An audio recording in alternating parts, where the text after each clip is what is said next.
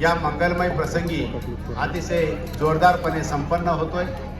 अशा या अतिशय सुंदर अशा प्रकारच्या कार्यक्रमामध्ये मला प्रमुख पाहुणे म्हणून आपण मला बोलवलं, त्याबद्दल मी आपले सर्वांच्या वतीनं खरं तर मनपूर्वक आभार मानतो। खरं तर हा कार्यक्रम या शाळेच्या प्रगतीचा आणि विद्यार्थ्यांच्या कलागुणाचा उत्सव साजरा करणारा हा एक आनंदाचा क्षण आहे। आजचा दिवस हा काही मनोरंजन नाही, तर वर्षभर विद्यार्थ्यांनी जी काही मेहनत केलेली आहे त्या मेहनतीचं गुणगौरव करण्याचा हा एक दिवस आहे। विद्यार्थ्यांनी वर्षभर जे काही कष्ट केलेले आहेत, शिक्षकांनी जे काही कष्ट घेतलेले आहेत त्या कष्टाचा सन्मान करण्याचा हा खऱ्या अर्थाने दिवस आहे। खरं तर हे वार्षिक संमेलन कशासाठी साजरं केलं जातं, या वार्षिक संमेलनाचा काय हेतू असतो? खरं तर विद्यार्थ्याचा सर्वांगीण विकास घडवून आणण्यासाठी, खरं तर त्या विद्यार्थ्याचा व्यासपीठ मिळवून देण्यासाठी खरं तर या संमेलनाचं आयोजन या ठिकाणी केलं जातं। विद्यार्थ्याच्या मनामध्ये सुप्त गुण असतात, त्या सुप्त गुणांना बाहेर काढण्यासाठी, विद्यार्थ्याच्या वेगवेगळ्या प्रकारच्या कलाकृतीला एक व्यासपीठ मिळवून देण्यासाठी खरं तर या संमेलनाचं खऱ्या अर्थानं या ठिकाणी आयोजन केलं जातं। कारण जेव्हा एखादा विद्यार्थी या व्यासपीठावर येतो तेव्हा हा नुसता व्यासपीठावर येत नाही, तर व्यासपीठावरली जी काही शिस्त असेल, व्यासपीठावरलं जे काही नेतृत्व असेल, व्यासपीठावरलं जे काही सादरीकरण असेल, व्यासपीठावरलं जे काही स्टेज डेअरिंग असेल, आणि या सर्वच गोष्टी करण्यासाठी जो विद्यार्थ्याच्या मनामध्ये जो आत्मविश्वास असतो, हा आत्मविश्वास इत्यादी गुण खरं तर विद्यार्थ्याच्या अंतःकरणामध्ये हे निर्माण करावे लागतात। आणि म्हणून खरं तर हे वार्षिक स्नेहसंमेलनाच्या माध्यमातून खरं तर विद्यार्थ्याचा हा सर्वांगीण विकास होत असतो।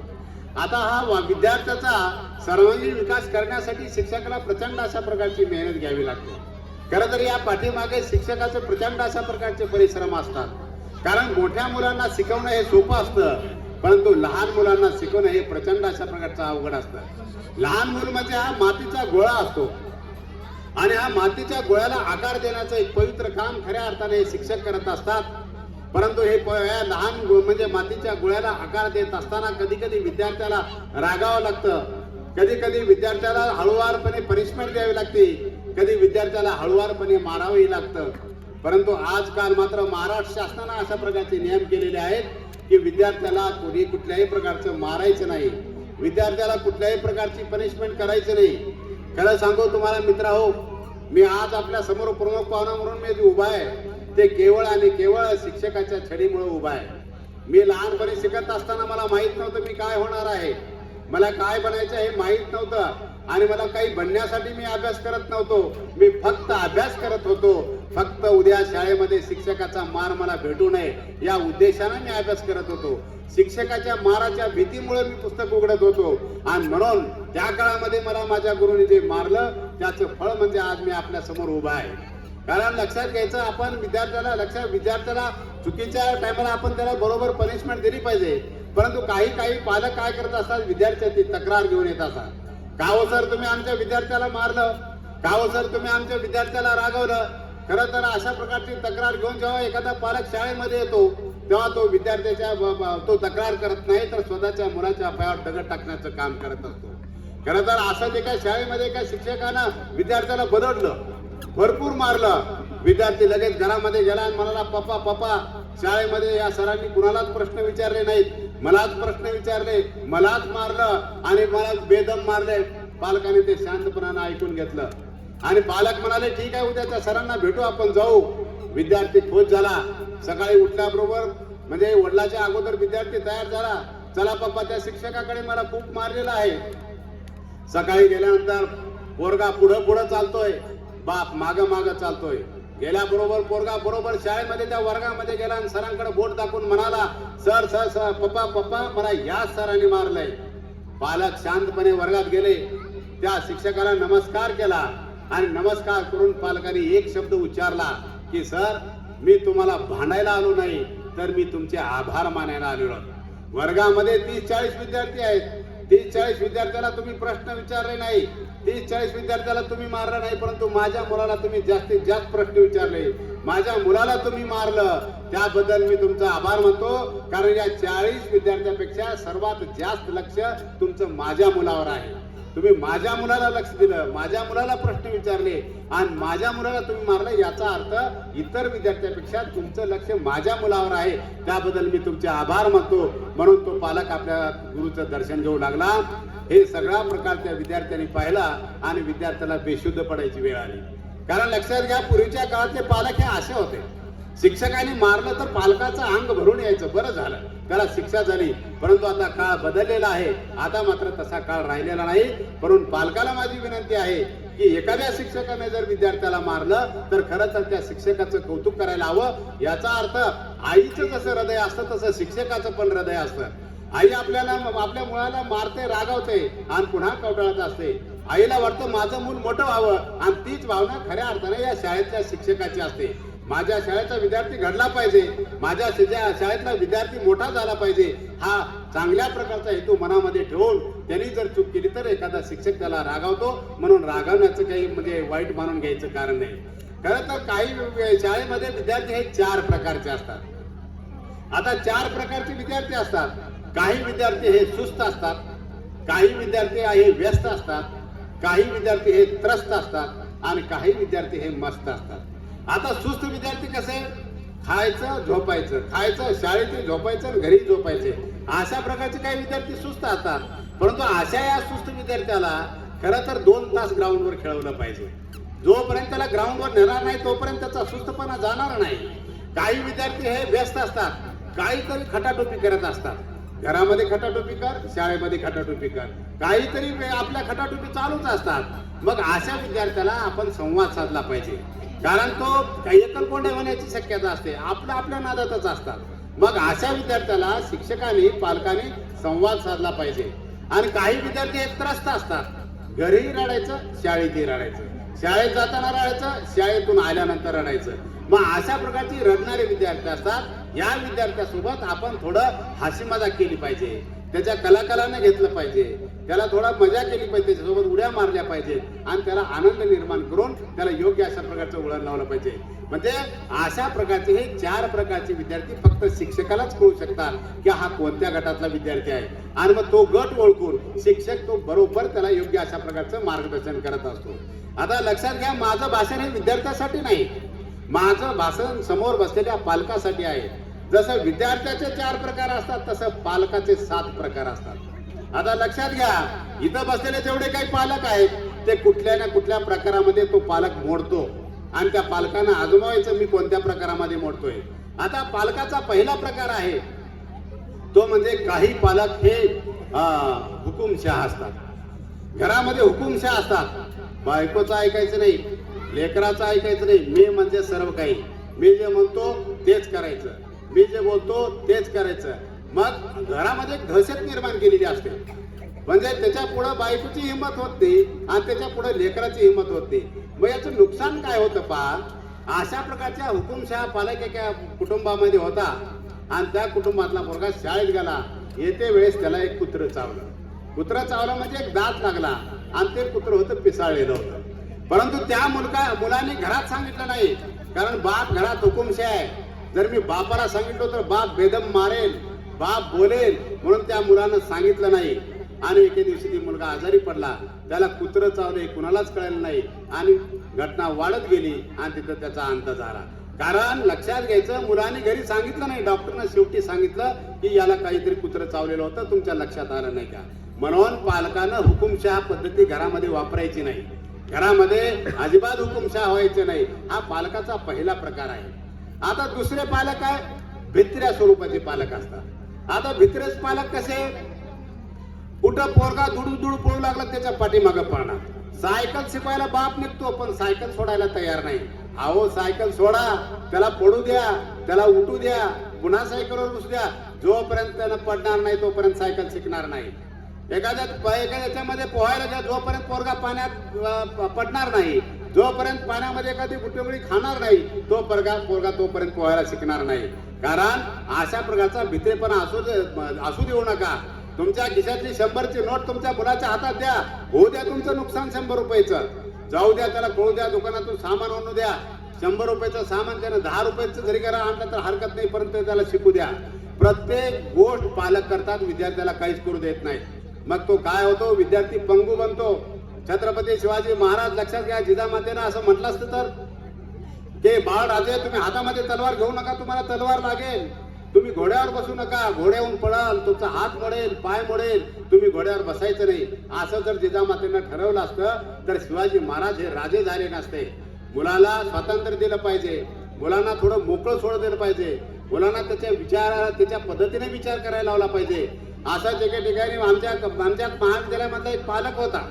पोरगा 12वी झाला आणि इंजिनिअरिंगला चाललाय, तो पुण्याला चाललाय आणि 50 रुपयाची नोट घेऊन प्रत्येक दुकानावर पळतोय, मला 1 आणि 2 रुपयाचं चिल्लर पाहिजे, मला 1 आणि 2 रुपये चिल्लर. मी म्हणतो सर तुम्ही काय करायला लागले? नाही 50 रुपयाचं 1-2 रुपयाचं मला चिल्लर पाहिजे. कशाला? पोरगा चाला म्हणे पुण्याला, स्टेशनवर बस स्टँडवर जर उतरला तर रिक्षाला सुट्टे पैसे द्यायला पाहिजेत म्हणे. आता लक्षात घ्या की तो पोरगा लहान आहे का, तो पोरगा बारीक म्हणजे छोटा आहे का? बापच 50ची नोट घेऊन प्रत्येक दुकानावर पडते, मला चिल्लर द्या. एवढं चिल्लर द्यायची काय गरज आहे? 10 रुपये जास्त जातील. 10 रुपये काय म्हणजे प्रत्येक गोष्ट आपणच करायची, मुलाला काहीच करू द्यायचं नाही. अशा प्रकारचे काही पालक हे भित्रे असतात, मुलाला कुठं जाऊ देत नाहीत. आता तिसऱ्या प्रकारचे पालक असतात ते तटस्थ पालक असतात. घरात बायकोला सांगतात तुला काय पाहिजे, धरे आज गॅदरिंग आहे, वार्षिक स्नेहसंमेलन आहे ना, हे घे 100 रुपयांचा, माझं काम पैसे द्यायचं, तुमचं तुम्ही बघा. म्हणजे असे काही पालक तटस्थ असतात. म्हणजे पैसे दिले म्हणजे सगळ्या जबाबदारीतून मुक्त होऊ शकतो का? म्हणजे पैसे दिले म्हणजे सगळं काम व्यवस्थित होतं का? परंतु तो पालक काय करतो, हा तुला काय पाहिजे हे धर, मला बाकी काय सांगायचं नाही. म्हणजे अशाही प्रकारची काही पालक हे तटस्थ पालक असतात आणि काही पालक नकारात्मक प्रवृत्तीचे असतात. हमेशा मुलांना म्हणतात तुला काही येतच नाही, तुला काही जमतच नाही, तू काहीच करू शकत नाहीस. वारंवार जर आपण अशा प्रकारच्या नकारात्मक गोष्टी बोलू लागलो तर विद्यार्थ्याचं काय होईल? एखाद्या चांगल्या मुलाला, जर हुशार मुलाला तुम्ही वेड वेड वेड म्हणायला लागले तर ते पुढे चालून वेड्यासारखंच वागेल. म्हणून काही पालक अशा प्रकारचे नकारात्मक वृत्तीचे असतात आणि काही पालक जे असतात ते आपलीच री ओढणारी असतात. आमच्या काळात असंच होतं, आमच्या काळात तसंच होतं, आम्ही असंच करत होतो, आम्ही तसंच करत होतो, आम्ही बैलगाडीने जात होतो, आता जा मग औरंगाबादला बैलगाडी घेऊन, चालतंय का? म्हणजे लक्षात घ्या, आपलीच री ओढायची नाही. आम्ही असं आता बैलगाडीने जायचा जमाना आहे का? परंतु ते पालक आपली री ओढायचं सोडत नाही. अहो एखादी गाडी आहे, पाठीमागच्या आरशामध्ये बघून गाडी चालवता येते का? कधीतरी पाठीमागं बघावं लागतं आणि पुढे पाहून गाडी चालवावी लागते. परंतु त्या पालकाला लक्षात नाही. पोरानं काय मागितलं? आमच्या काळात असं नव्हतंच, आम्ही असं करतच नव्हतो, आमच्या काळात असंच होतं. अशी री ओढणारी पालक असतात. आणि दुसरे अनेक पालक आहेत, प्रचंड अपेक्षाखोर पालक असतात. तुला 100 पैकी 99.9% पडले पाहिजेत, तू वर्गात पहिलाच आला पाहिजे, तो अधिकारीच झाला पाहिजे. म्हणजे लक्षात घ्या, इतक्या मोठ्या अपेक्षा करतात की त्या मुलाचं जिणं अवघड करून सोडतात. परंतु शेवटचा महत्वाचा पालक आहे तो म्हणजे सुजाण पालक. आता लक्षात घ्यायचं, एवढे काही प्रकार आहेत, त्या कुठल्या तरी प्रकारात तुम्ही एकतर मोडता.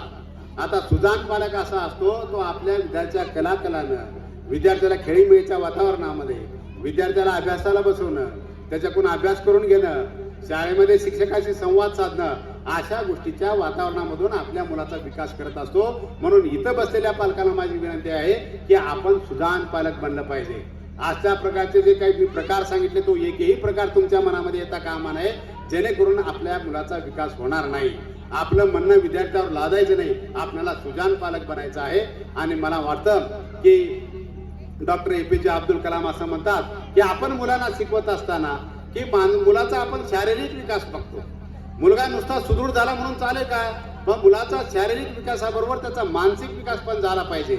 मुलगा नुसता शरीराने सुदृढ होऊन चालणार नाही, मुलाचं मानसिक मन बी मजबूत झालं पाहिजे.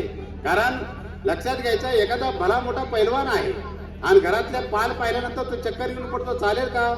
एखादा मनानं खंबीर आहे परंतु त्याला भरलेला तांब्या उचलत नाही, चालेल का? जसं शरीर मजबूत लागतं तसं माणसाचं मन देखील मजबूत असलं पाहिजे.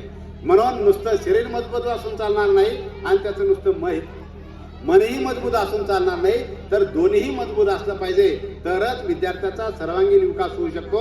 अन्यथा कुठल्याही प्रकारचा विकास होऊ शकत नाही. आता लक्षात घ्या, कमकुवत मनाची माणसं कशी असतात पहा, की आपल्या मुलाचं कधी कमकुवत मन आपण बनवायचं नाही, आपल्या मुलाचं मन हे पंगू बनवायचं नाही. आपल्या मुलाची मानसिकता खंबीर बनवण्याचं काम खऱ्या अर्थानं या शाळेतल्या शिक्षकाचं आणि पालकाचं आहे. कारण लक्षात घ्या, कमकुवत मनाची माणसं कशी असतात पहा. एक गुन्हेगार होता आणि त्याने प्रचंड अशा प्रकारचा मोठा गुन्हा केला आणि कोर्टाने त्याला मृत्यूदंडाची शिक्षा ठोठावली. आता मृत्यूदंडाची शिक्षा सोपवली, परंतु कोर्टानं सांगितलं की याला फासावर लटकवायचं नाही, याला वेगळ्या पद्धतीचा मृत्यूदंड द्यायचा. का तर त्याला एक विषारी नाग साप आणा आणि त्या सापाचा त्याला दंश करा, अर्धा तासात तो मरून जाईल. म्हणजे त्या गुन्हेगाराला तिथं आणलं, कोर्टाच्या निकालाप्रमाणे तिथं थांबवलं, एका सर्पमित्राला बोलवलं, विषारी साप त्याच्या पुढे आणला, त्या आरोपीला त्या गुन्हेगाराला तो साप दाखवला. साप नुसता वळवळ करून अंगावर येत होता, हे त्या गुन्हेगारानं पाहिलं आणि मग त्याचे लगेच काळ्या कपड्याने डोळे बांधण्यात आले, त्याचे हातपाय बांधण्यात आले, त्याला बेडला बांधून टाकलं आणि इकडे बेल वाजली की त्या विषारी सापाला दंश करायचं असं ठरलं. सांगितलं त्याला झोपवलं, डोळे बांधले आणि बेल वाजली. बेल वाजल्यानंतर काय केलं, साप त्याच्या जवळ नेला आणि सापाला दंश करण्याऐवजी 2 टाचण्या त्याच्या पायाला टोचल्या. आरोपीला वाटलं आता मला विषारी नाग चावला, आता वाटलं आणि तिथं सांगितलं हा चला आता विषारी नाग याला दोष झाला, आता हे नाग साप सोडून द्या जंगलात असं सांगण्यात आलं आणि त्याला झोपवलं. अर्ध्या तासानं पाहिलं तर तो गुन्हेगार हा मृत्यूअवस्थेमध्ये दिसला. लक्षात घ्या, त्याला साप चावला का? साप चावला नाही, त्याला फक्त 2 टाचण्या टोचल्या आणि त्याला वाटलं आता मला साप चावला. म्हणजे लक्षात घ्या, आपला जर आत्मविश्वास असा कमकुवत असेल, आपलं मन कमकुवत असेल, आपलं मन दुबळं असेल तर अशा प्रकारचा मृत्यू होऊ शकतो. कोरोनामध्ये काय झालं, कोरोना या बिमारीनं 25% माणसं मेले आणि कोरोनाच्या भीतीनं 50% माणसं मेले. लक्षात घ्यायचं म्हणजे मानसिकता कशी मजबूत असावी लागते. म्हणून घरामध्ये सुद्धा आपल्या मुलाची मानसिकता मजबूत करण्याचं काम खऱ्या अर्थानं तुमचं आणि आमचं आहे. त्यांना सांगा महापुरुषाचे विचार, त्यांना सांगा बाबासाहेबांचा संघर्ष. भारतरत्न डॉक्टर बाबासाहेब आंबेडकरांच्या विरोधात तर संपूर्ण समाज होता, परंतु बाबासाहेब या समाजाला घाबरले नाहीत, बाबासाहेब या समाजाला डगमगले नाहीत. येणाऱ्या संकटावर खंबीरपणानं पाय रोवून बाबासाहेब पुढे गेले.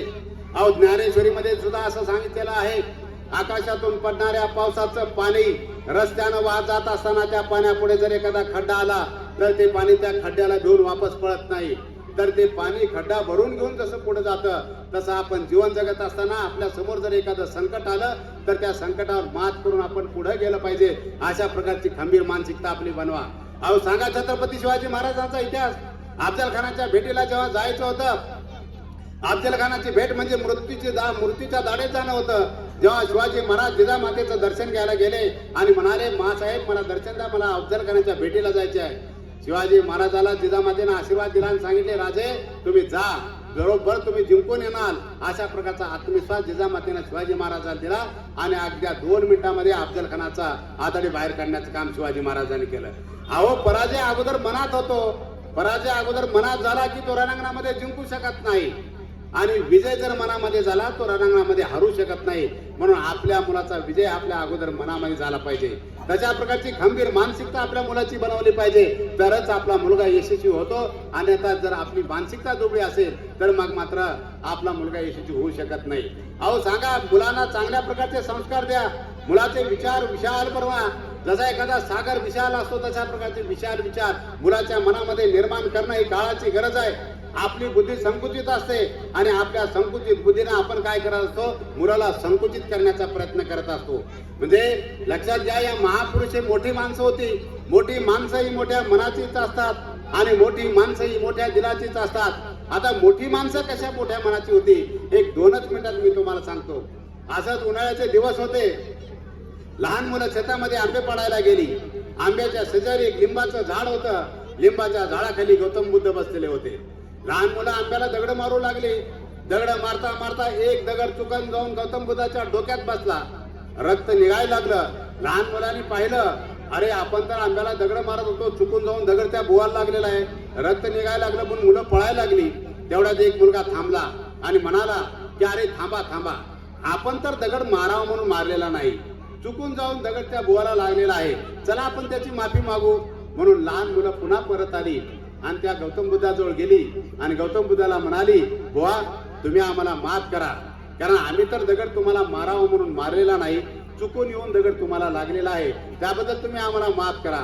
त्यावर गौतम बुद्ध काय म्हणाले, अरे बाळा हो, तुम्ही त्या आंब्याच्या झाडाला दगड मारता ते झाड तुमचे दगड खाऊन सुद्धा ते तुम्हाला आंबे देतं, परंतु मी तुमचा दगड खाल्लो, मी तुम्हाला काहीच देऊ शकलो नाही, त्याबद्दल तुम्हीच मला माफ करा, त्याबद्दल तुम्हीच मला माफ करा. लक्षात घ्या, अशा प्रकारचे विशाल विचार, या महापुरुषांचे विचार आपल्या मुलाच्या अंतःकरणामध्ये रुजवता आले पाहिजेत, तरच आपला मुलगा यशस्वी होतो. हे खऱ्या अर्थानं मला शेवटचा मुद्दा मी मुलामध्ये आणि तुमच्यामध्ये जास्त वेळ घेत नाही, शेवटचा महत्वाचा मुद्दा मला या ठिकाणी सांगावासा वाटतो, तो म्हणजे संस्कार. आता खरं तर आपले संस्कार कसे आहेत यावर मुलगा घडत असतो. घरामध्ये जर पती पत्नी भांडण करत असेल तर मुलगा भांडकुदळ होतो. घरामध्ये जर आध्यात्मिक वातावरण असेल तर मुलगा धार्मिक होतो. घरामध्ये हसी मजाकचं वातावरण असेल तर मुलगा म्हणजे विनोदी होतो. आता लक्षात घ्या, जर घरामध्ये आपल्या मुलाच्या समोर आई वडील जर भांडण करू लागले तर त्याचे संस्कार मुलाच्या मनावर होत असतात. माझी पालकाला विनंती आहे, विद्यार्थ्याला शाळेत पाठवा, मग घरामध्ये काय हाणामारी करायचं ते करा, परंतु विद्यार्थ्याच्या समोर घरामध्ये हाणामारी करू नका. विद्यार्थ्याच्या समोर भांडणा. विद्यार्थी आपला मुलगा शाळेतून येईपर्यंत तुफान मारामारी करा आणि मुलगा आला की दोघेही एकमेकाला हसून बोला, म्हणजे त्याचा परिणाम त्याच्या मानसिक परिस्थितीवर होणार नाही. आपण कसं संस्कार देतो त्याच्यावर आपल्या मुलाचं भवितव्य आहे. छत्रपती शिवाजी महाराज लहान होते हो, जिजामाता छत्रपती शिवाजी महाराजाला लहानपणी शिवाजी महाराज इकडे चालले की म्हणायच्या बाळराजे तुम्ही इकडे या, शिवाजी महाराज तिकडे चालले की जिजामाता म्हणायच्या बाळराजे तुम्ही इकडे या. म्हणजे लहानपणापासून जिजामाता आपल्या मुलाला बाळराजे म्हणायचे. शिवाजी महाराजाच्या मनामध्ये एके दिवशी विचार आला, अरे आई, आपली आई आपणाला लहानपणापासून बाळराजे म्हणते, तर आपणही अशा प्रकारचा शूर आणि वीर राजाच बनवून दाखवलं पाहिजे. अशा प्रकारचा विचार शिवाजी महाराजाच्या मनामध्ये आला आणि एक दिवस शिवाजी महाराजांनी अतिशय श्रेष्ठ अशा प्रकारचा राजा हे बनवून दाखवलं. परंतु फसगत कुठं होते, आपली आई आपल्या मुलाला लहानपणापासून गाढवा म्हणते, हे गाढवा इकडे, हे गाढवा तिकडे जा. हे मुलं ऐकत आणि काय होतं मग परिणाम, मग ते गाढवासारखंच वागायला लागतं. कारण लक्षात घ्या, आपण कशा प्रकारचा म्हणजे शब्दाचा वापर करतो त्याचा परिणाम मुलांच्या मानसिकतेवर होत असतो आणि विद्यार्थी तशा प्रकारे घडायला जातो. श्यामची आई श्यामची आई लक्षात घ्या, श्याम आंघोळ करायला गेले आणि आंघोळ करायला गेल्यानंतर श्यामनं आपल्या आईला आवाज दिला, आई की मला उचलून घे कारण माझ्या पायाला घाण लागे. श्यामची आई आली आणि श्यामला काकेत उचलून घेतलं आणि श्यामच्या आईने एकच सांगितलं, बाळा तू तुझ्या पायाला घाण लागू नये म्हणून जेवढा जपतोस ना, तू तेवढं तुझ्या मनाला घाण लागू नये म्हणून जप, म्हणजे आयुष्यात तुला काहीच करायची गरज नाही. म्हणून लक्षात घ्या, आपल्या मुलाच्या मनाला घाण लागणार नाही याची दक्षता जर इथं बसलेल्या सर्व पालकांनी घेतली तर निश्चितपणानं तुमचा मुलगा एक चांगल्या प्रकारचा माणूस घडेल, एक आदर्शवादी माणूस घडेल, अशा प्रकारची अपेक्षा व्यक्त करतो आणि मी माझे 2 शब्द सांगतो. जय हिंद, जय महाराष्ट्र. खूप खूप धन्यवाद सर.